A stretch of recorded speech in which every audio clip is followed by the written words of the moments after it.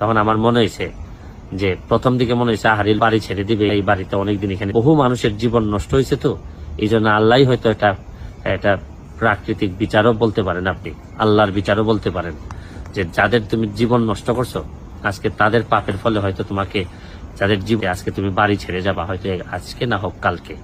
তো আমি বিশ্বাস করি যে আপনার কর্ম কখনোই আপনাকে ফেরত না দিয়ে যাবে না।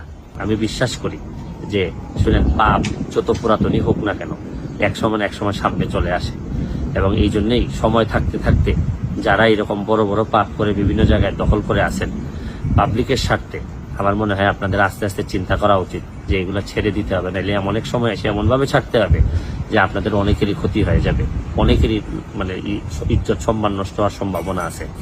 তাইলে কিন্তু বঙ্গবন্ধু সোনার বাংলাটা বানানো যেত।